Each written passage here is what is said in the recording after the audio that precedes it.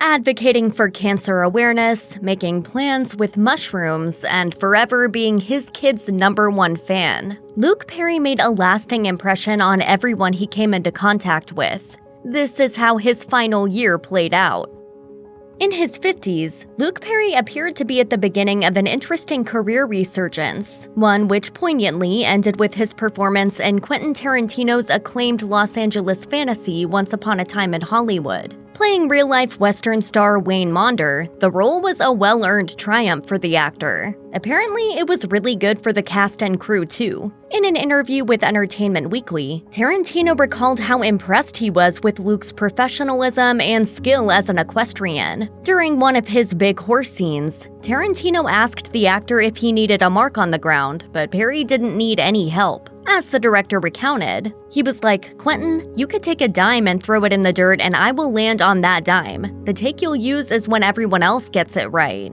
Adorably, co-stars Brad Pitt and Leonardo DiCaprio told Esquire that they were also starstruck at getting to work with someone who Pitt described as, quote, "an icon of coolness for us as teenagers." Upon seeing him on the set, DiCaprio told the outlet he had a butterfly moment.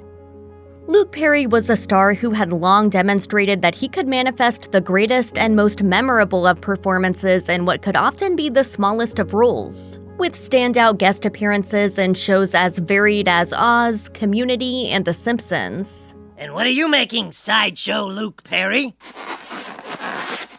A 19th century carousel. In 2018, Criminal Minds quite rightly paid tribute to this fact when Perry's deceased cult character Benjamin Cyrus was revived for the show's 300th episode, though thankfully not literally. Featured in flashbacks, the character showcased curious connections to FBI traitor and new cult leader Ben Merva, but as executive producer Erica Messer told Entertainment Weekly, the character's return was also part of a larger celebration in aiming to acknowledge the talent and history of some of the show's best guest stars. It's an interesting detail to note, given that Perry's career was definitely in the midst of being reappreciated and refreshed at the time of his death. When Criminal Minds concluded in 2020, various outlets took the time to include the actor's forgotten 2008 episode and performance in their roundups of the show's highlights. It was a testimony to his talent, but also to the unlocked potential of the many roles that Perry could have gone on to play. Notably, the final year of Luke Perry's life also saw the former teen idol continuing his performance as Archie's beloved blue-collar dad, Fred Andrews, on Riverdale. He was finishing work on the 3rd season of the edgy interpretation of the Archie series when he died, where he was seemingly aware of the changing nature of his character. As he told reporters at Comic-Con, "My son's growing up, right? He's becoming his own man. That's what's really hard for me." With Archie finding his own way in the world and stumbling in and out of juvie on the way, how would Fred continue to factor into the ongoing Riverdale narrative? Perry's final appearance in episode 19 of season 3 halted Fred's journey, but it also seemingly answered that question. The doting dad would always be there for his son, in one form or another. As showrunner Roberto Aguirre-Sacasa wrote of the character's final scene on Twitter, Fred is shown doing what he does best, helping Archie. Behind the scenes of the show, Perry was arguably just as supportive and present to the cast and crew of Riverdale as his character was to the town's community. Whether he was taking KJ Apa under his wing or goofing off in Lily Reinhardt's Dark Betty wig, the actor's role in the show may have been small, but he was a devoted and intrinsic part of it nonetheless. It's not every day you come across a guy like Luke.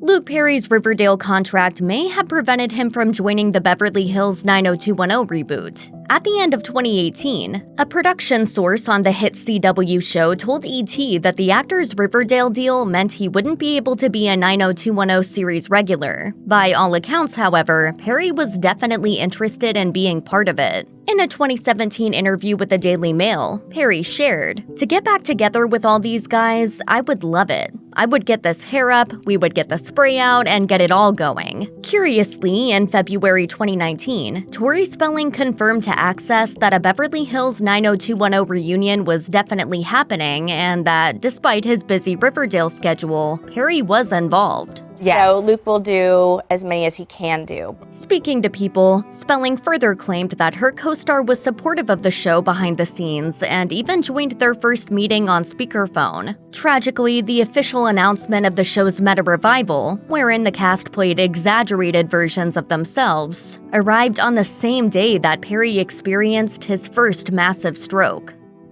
It wasn't just Luke Perry's professional life which seemed to be entering a new and joyful phase, however. In 2018, the actor was also planning a wedding to his long-term partner, Madison Bauer, a therapist and former actor, according to People. The outlet reported that the two enjoyed such a private and low-key relationship that it was unknown how long they had been together or when they got engaged. When Perry died, however, his fiancée shared a touching tribute which revealed the depth and duration of their romance. In a statement shared with Today, Bauer called her late partner an extraordinary man and said, "The past 11 and a half years with Luke were the happiest years of my life, and I am grateful to have had that time with him."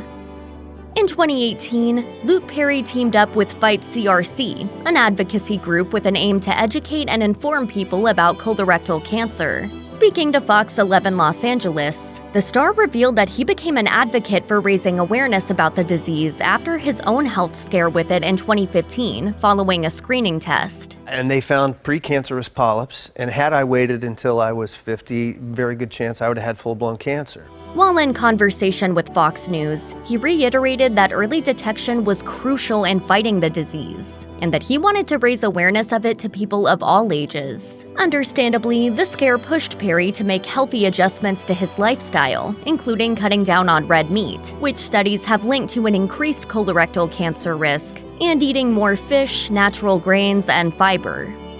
This was a good man. No, I've never had a conversation with him without talking about his kids. In the last year of Luke Perry's life, the actor was able to enjoy and support the wrestling career of his son, Jack Perry, aka Jungle Boy. Speaking to Entertainment Weekly, Jack described how his father adored wrestling and attended every dingy building wrestling match he did as he worked his way up. He used to always come to the shows, and he wanted to disguise himself so that people wouldn't be asking for pictures and all that. And he'd put a mask on a lot of the times. On Instagram, Jack further outlined how his father inspired him to be his best, writing, "I've learned so much from you. I'll do whatever I can to carry on your legacy and make you proud." 2 months after Luke's death, Jack paid tribute to his father by joining his friend, David Arquette, in the ring for a match. After Jungle Boy pinned his opponent, the Scream actor declared on the microphone, "I loved your father dearly. I love you." And then he pulled the young wrestling star in for a hug.